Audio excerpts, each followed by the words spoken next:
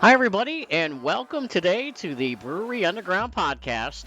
I'm Steve Sullivan, along with the Chancellor of Craft Beer, Scott Turon. We are on assignment right now. That's right, we're going to be back soon.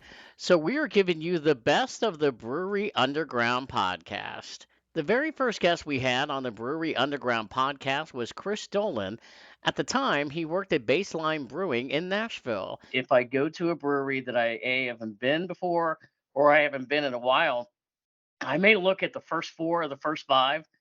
That's what I want to get on my flight if I've not had it before. And I'm that guy. Yeah, listen, I'm a flight guy. I'm a beer traveler. Like I even have a spreadsheet of every single brewery I've ever been to. And my thing is I walk into a place and I'm here for a flight or two, or sometimes I'll end up trying everything. One time when I was at Russian River, they had an option for a flight of everything they had, and it was a flight of 26. Yep. And it's crazy. They dropped like a metal cage down on the table with 18, and then they brought a serving tray with the rest of them, and they were just like, "Here's all of them." And I was like, "I'm clearing my schedule for the next hour and a half while I work through this." But like, I want to try everything that every brewery has to have because somebody's going to have an interpretation on the style that will reinvigorate me to that style because no matter what the style is, there's a range. It's not like you have to fit this box. And being able to have flights everywhere you go, you find what brewers think of that beer, and you find that signature that they have, and it's something really cool, really special. So like I'm with you where it's like I'm gonna find what I want, and I'm a flight guy. I always am. I'm sure I've pissed off so many other bartenders throughout my whole entire time at all the breweries I've ever gone to because I hate it if somebody says, "Oh, we don't do flights." I'm just like, "What do you mean you don't do flights? I want to try everything that you have." Right. I love the we don't do flights, but we do half pours. Okay, Yeah. it's the same thing, but okay, sure. We don't have a little fancy thing to put them in, but okay. Up next, we talk to Keith, Rachel, and Craig from Dark Shadow Brewing in Nashville about how they got started with their business. Refer to your website a lot probably because your story is great and I read it. But would you mind kind of talking about how you guys got started? We've read it, but for those that haven't, maybe that haven't.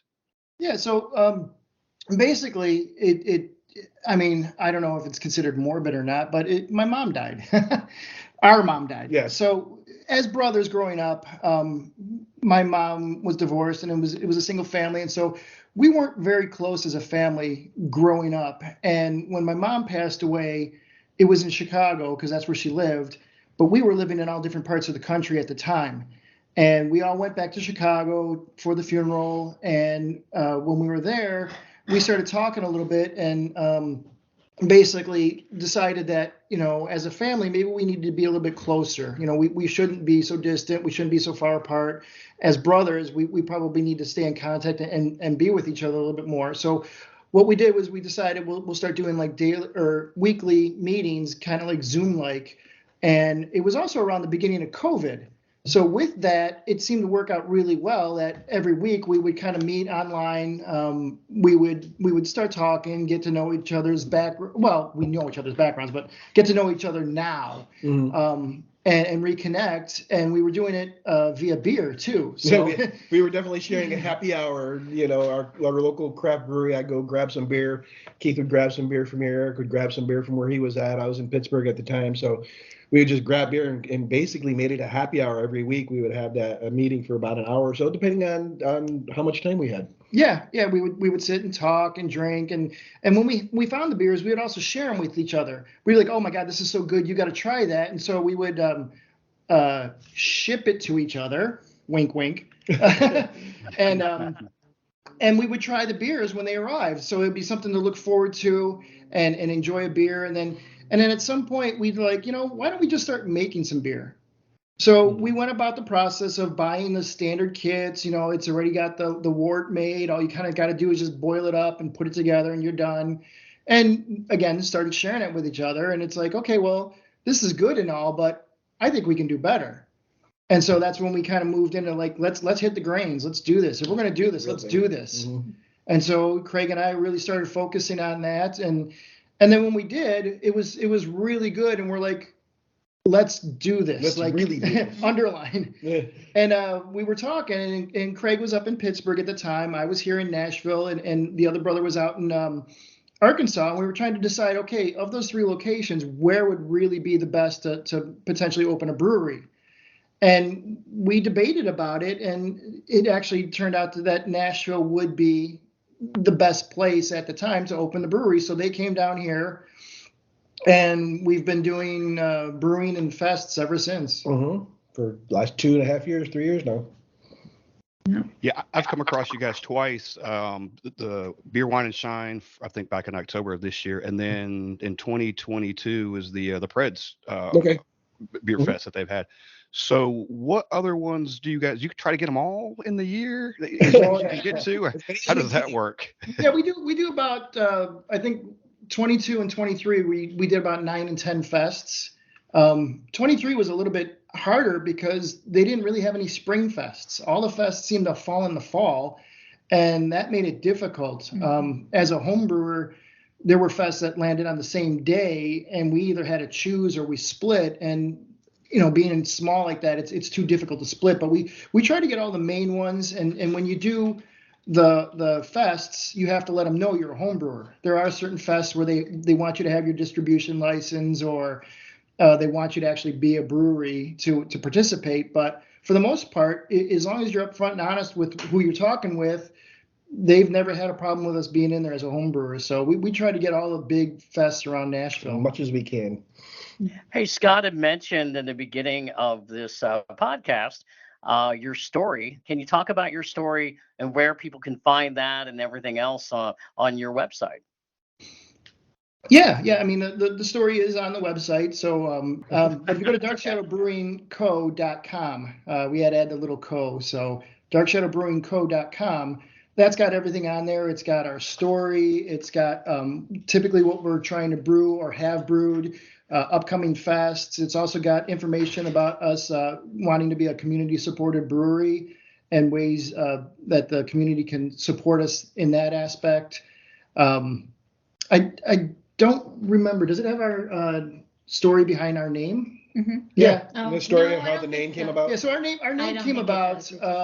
Bios, but not. Yeah. We didn't put the name story down, but the name came about.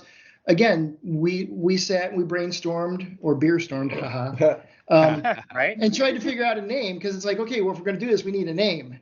And we sat down, we're trying to think of different things and all this other stuff. And then I was on a trip back with my wife, Rachel here, and we were coming back from New Orleans, and we were, again, thinking about names. And one of the things that popped up on my head is like, we often have, or you often see, pets in business names or things of that nature. And I mentioned, as brothers, Eric, Craig, and I, we had a dog that was, our very first dog was named Shadow. It was just a little nut. I remember getting it on Christmas, and it was a little black dog, little white speck on the chest and all that. And I'm like, Shadow, how can we work Shadow into a name? And as I mentioned, from coming back from New Orleans, we had just done a whole bunch of ghost hunting and things of that nature, one of her passions. So we were just trying to combine that in some way, shape, or form, and Dark came up. And we mentioned Dark Shadow, and we brought it back to Eric and Craig, and they loved it at the time. So it stuck. And so far, Dark Shadow has been a great name for us. I mean, people do associate it with the old campy vampire show of Dark Shadows. But right. That's actually not where it came from at all. It's Dark Shadow, and it came from our dog. You're listening to the Best of the Brewery Underground podcast. We talked to Grayson Miller of Crazy Gnome Brewery in Nashville about his story of how he got started in the business. He faced some challenges in 2020 when their building got hit by a tornado. And then COVID happened. You were getting ready to open, I'm going to say early 2020, maybe late 2019, whatever the timeline was. And then this tornado rolls through East Nashville, kind of messes you up. And then right after that, COVID thing rolls in and kind of messes you up. Can you kind of talk about that timeline and maybe how close you were to opening when the tornado came through? Yeah, heartbreakingly close.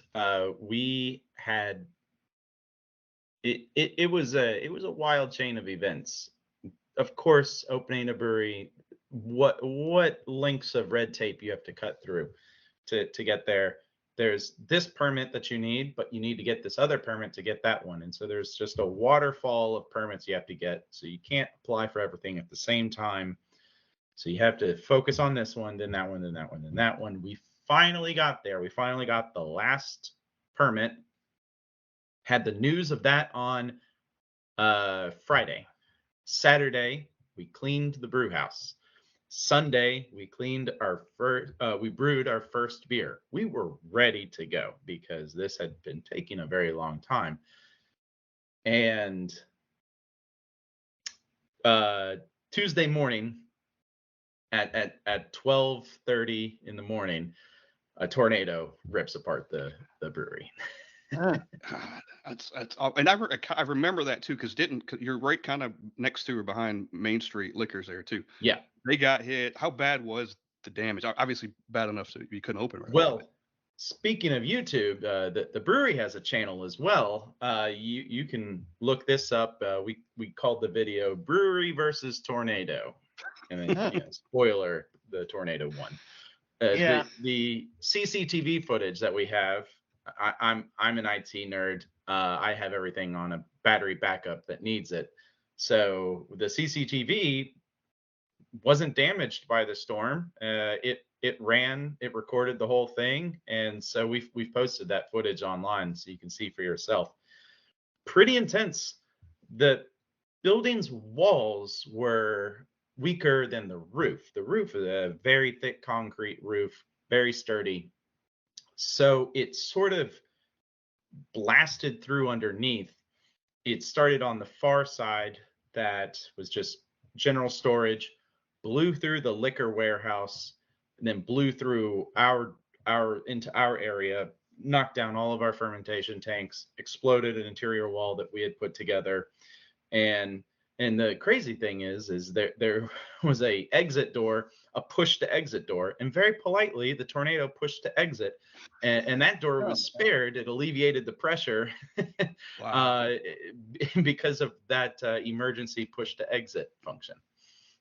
Grayson, there were so many people that were impacted by that tornado, and so many people that came together as well. I mean, the volunteerism and the pride. How did that impact you all, just from a standpoint of people that were helping you kind of recover?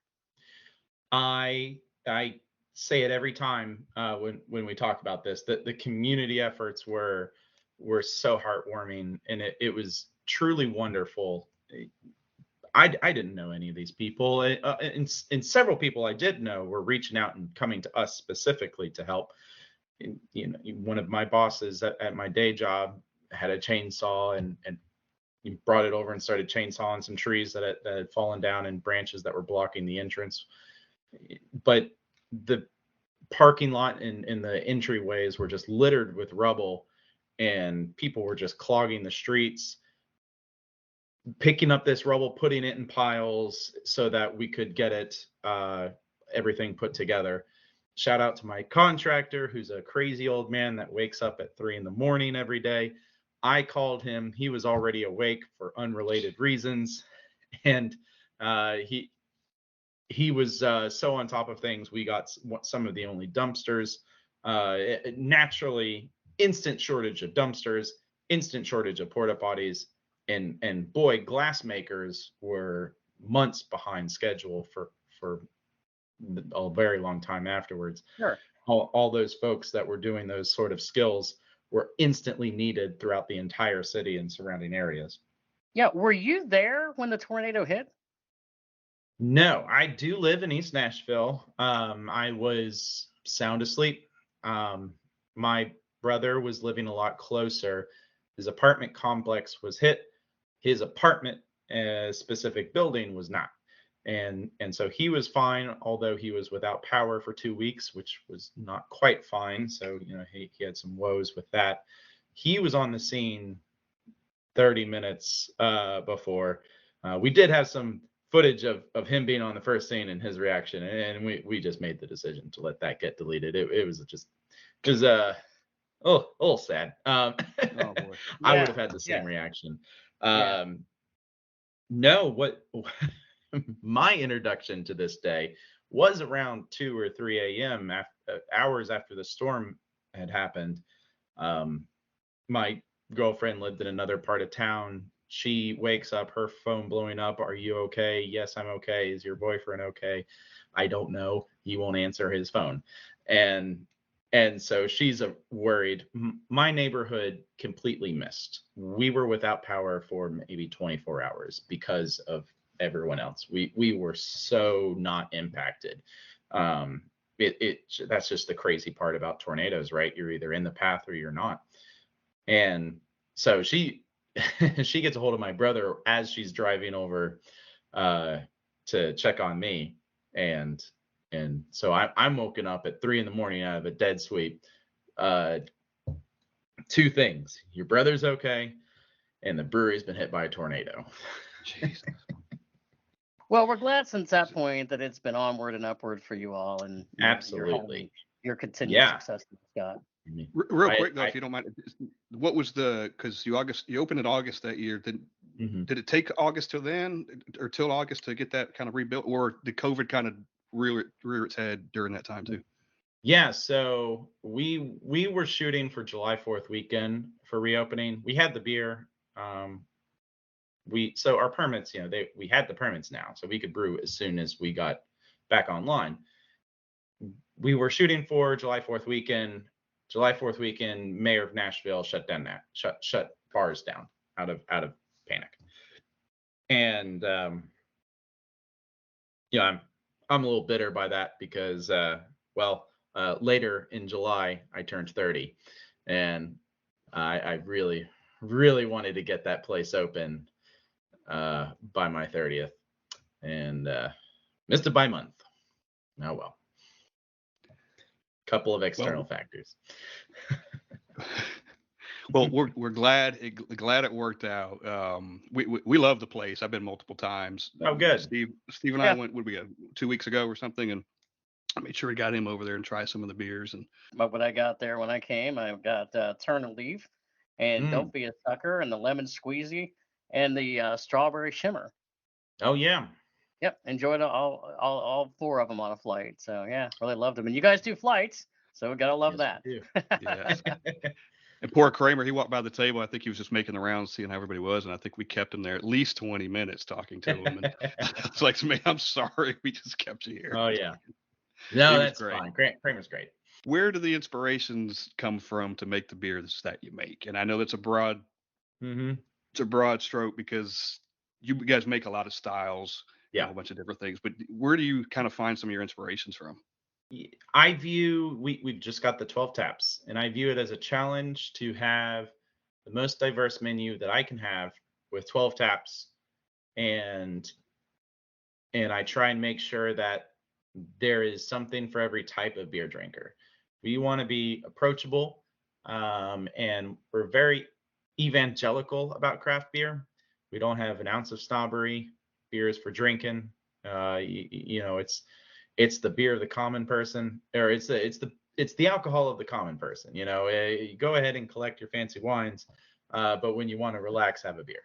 And yeah, go, Steve. Well, one of my questions is, if somebody who's a novice, they come in and they really have very little experience drinking craft beer, is there one or two on your tap list that you point them to first to say, try this, and then maybe go from here? Totally. Of course, the answer is it depends, right? I don't know anything about beer is the first thing that we hear a lot of people say, and we say, great. We love that. What beverages do you consume? They say, I love white wine. Okay, if you love white wine, you're gonna like sour beer. That's usually a home run right there. If they like cocktails, sours or fruited ales, we've got plenty of those. But at the same time, people say, oh well, I'll drink whiskey, or I drink infrequently. I'm more of a coffee person. Well, okay. Well, how about a stout or a porter? There's connections. And, I find a lot of times there are a lot of people out there that think they don't like beer because they've always tried what they believe is the beginner beers, which are just light pilsners. And, light pilsners are definitely an acquired taste. And when you're not used to that profile, just a watery, bitter beverage is not appealing to a lot of people. But we've been drinking bitterness in other forms, or consuming bitter things in a lot of other forms.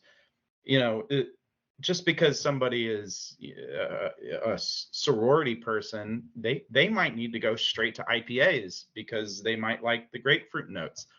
You would be surprised how many people hate beer until they try a hazy IPA, and then they think, hey, this isn't that bad.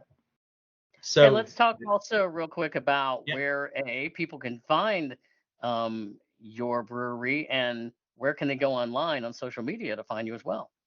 Absolutely. So easy to find us online, crazyknombrewery.com, at Crazy Gnome Brewery on both Facebook and Instagram. Those are going to be the two best ways.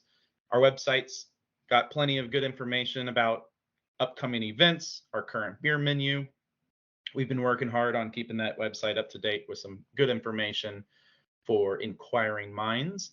Our tap room, we're in East Nashville. I like to say we share a building with Main Street Liquor. And that's because they have a beautiful lit up sign on the street. And it's a really easy and hard to miss sign. And they're also great folks. They happen to be our landlords. Oh, nice. So it's been a fun to have a relationship with someone in the retail side of the distribution. Their beer cave is pretty impressive, I have to say. Yeah, it is. Yep. You're listening to the best of the Brewery Underground podcast. If you're a newbie here, then you probably have not heard us yet talk frequently about something called the Untappd app, with the Chancellor Craft Beer Scott Turon is very passionate about. It's the ultimate beer logging rating app. I had used one previously years ago and gave up on that one. Untappd is head and shoulders above the rest of them. It's a way you check your beers in, you can log them. It keeps track of what you had. Ultimately, it's to see kind of if you like the beer or not. If you decide you want to go back and have it again, you can rate it, and it's 1 through 5 stars. It's really a quarter of a star through 5 stars. And you just rate it kind of depending on your own criteria. Mine is, if it's about a 3, if I give it somewhere around a 3, I'll have it again. Most of what I'm drinking probably averages somewhere around a 3.5 or so. And then for me, 3.5 to 4, and then from 4 to 5 to me is the upper echelon. It's Absolutely, certain yep. things.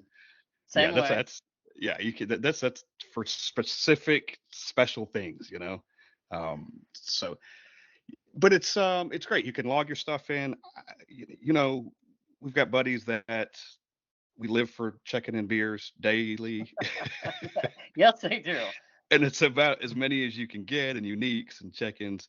I love it. It's the app I use every single day. And I'm in it constantly, and you can friend people, you can chat within it, you can send messages to each other. It's great. It's social media for beer, and it's the ultimate one. Well, I am Nash Sully. That's how you can find me on the Untappd app. Yep, and I am S Turon, STOURON. Feel free to send friend requests. We'll happily friend you, especially if you came from listen to it in this podcast. One more thing I'd like to mention too about Untappd is I'm an insider, which means I pay for it. It's free version. Insider. Yeah, you get a little special badge on it and everything. And it's $5.99 a month or $54.99 a year. Some of the perks you get though, you get special badges for being an insider. One of the things I like the most is you can rate your beers in 1/10 of a point. So from 0 to to 1/10 to 2/10, all the way up to 5. So initially I didn't like it, but it does fill a void for me, especially like 3.75 to 4.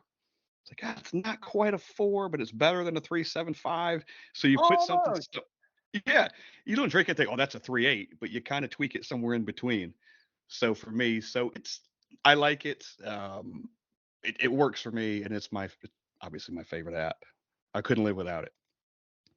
You're listening to the best of the Brewery Underground podcast, where you can follow us always at SullivanTuronBreweryAdventures.com. Also, remember, you can listen to our podcast on our website and on Spotify. On our first episode of 2024, we had on a home brewer, Billy Flynn from Murfreesboro, Tennessee, of Road Dog Brewery. We've talked to other brewers, and it's kind of the same mentality. They're always, if you're walking down the grocery store aisle, right? Yeah. And you think, oh, there's something I can make a beer out of that, or I don't know, jalapeno or anything. It's amazing that you got that.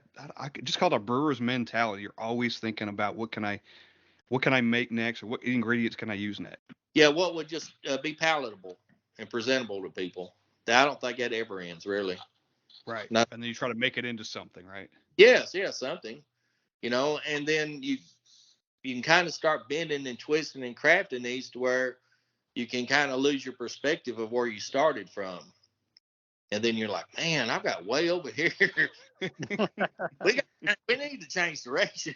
And, I'll get out my books and I'll start flipping back through pages. All right, now I did this, and this is the result.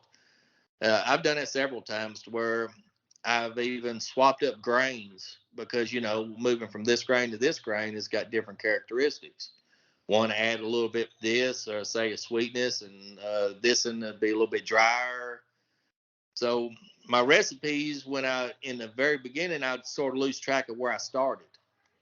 And then as I got a little bit better with it, then I've tried to track that down to where I don't get askew. So if a supplier you're buying from doesn't have this particular, I would substitute it with another and run the recipe. Well, it would give just slightly different characteristics in the beer of just the difference in the same grain, just a different manufacturer of that grain. So that's always my challenge, is to try to not get lost in the recipe, to stay on the same plane with the same ingredients, and just try to work a hop in or even a yeast in to get a different profile on the backside of the beer. So you're in Murfreesboro, Tennessee, which is, for people that are not familiar with Murfreesboro, it's south of Nashville. Are you from the Murfreesboro area? Mm-mm. No, sir, I am not. We moved up here about 6 or 7 years ago.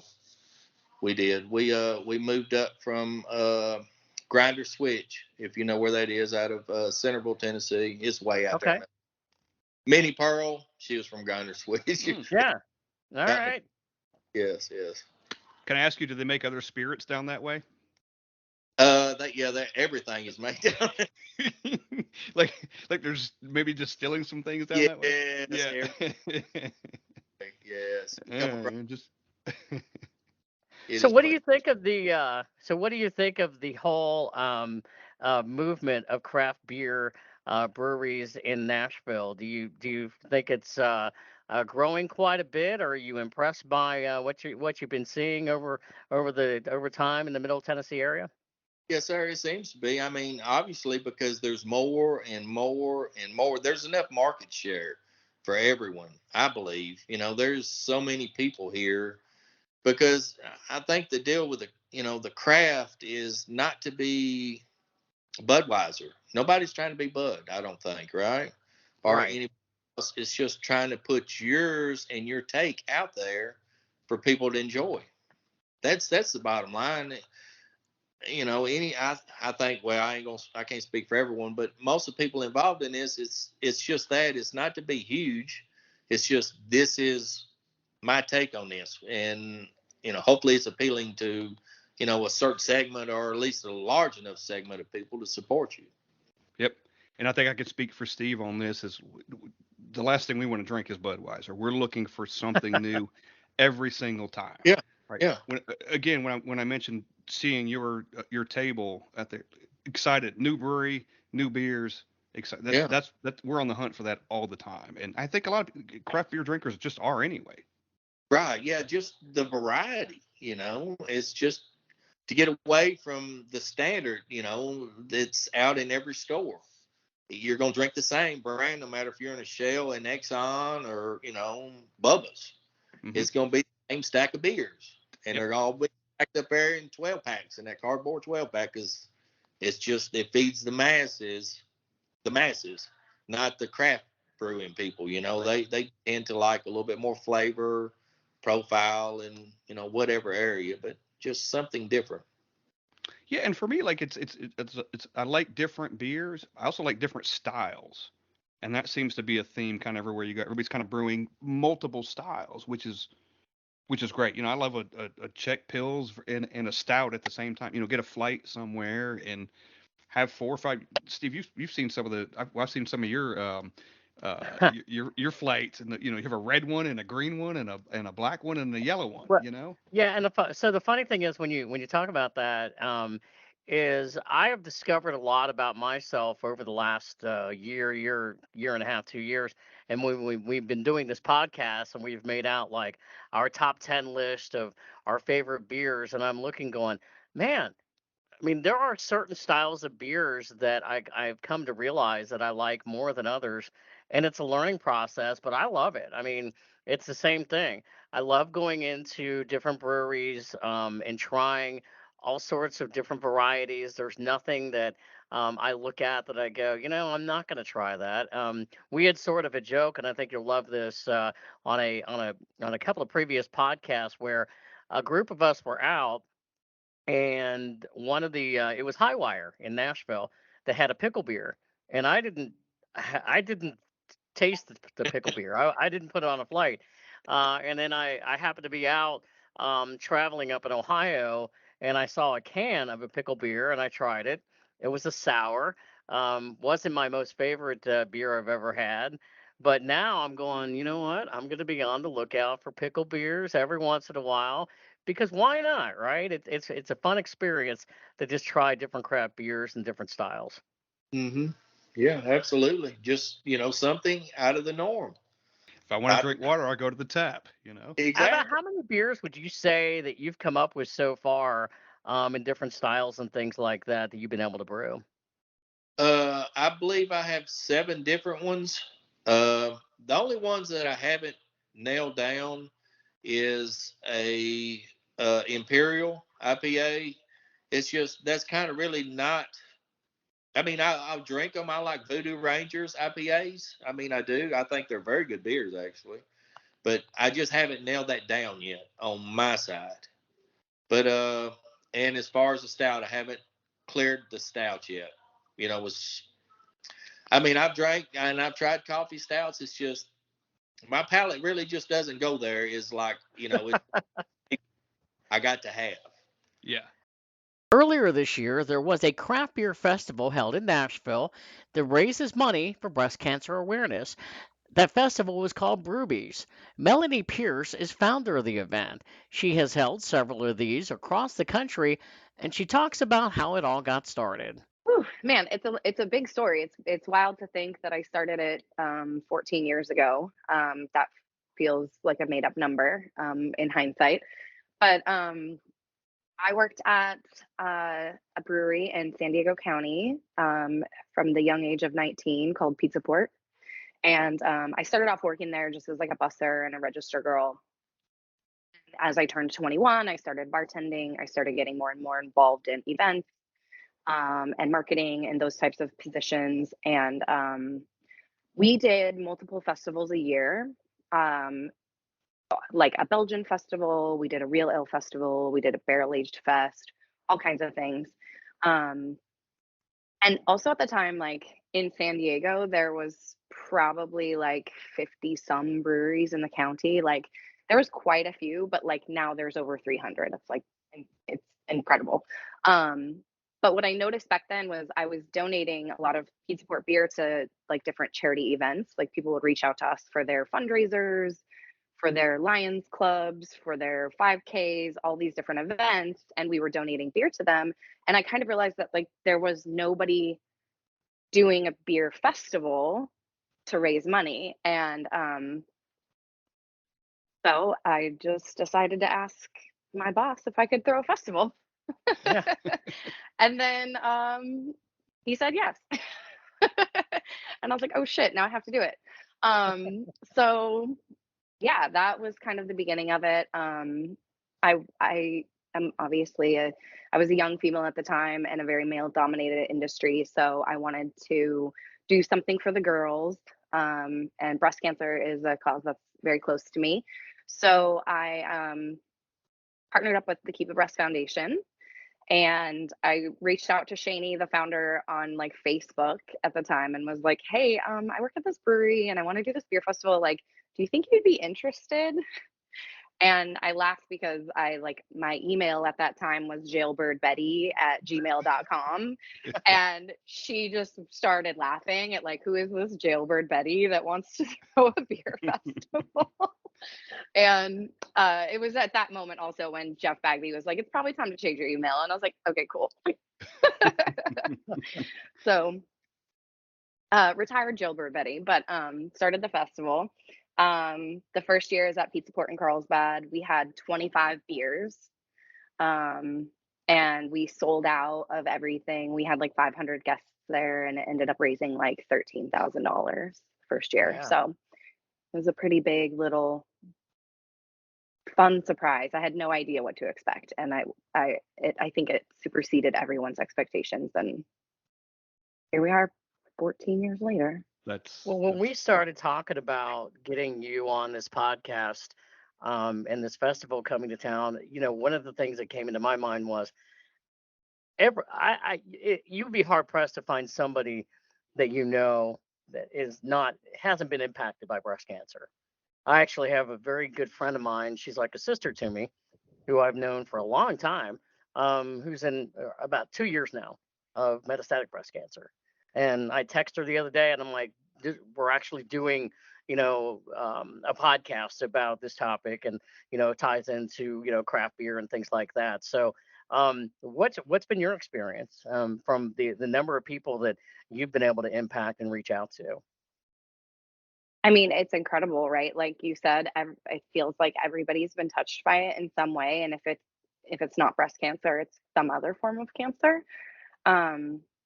That was also one of the reasons why Keep a Breast really resonated with me. They talk a lot about breast health education, cancer prevention, lifestyle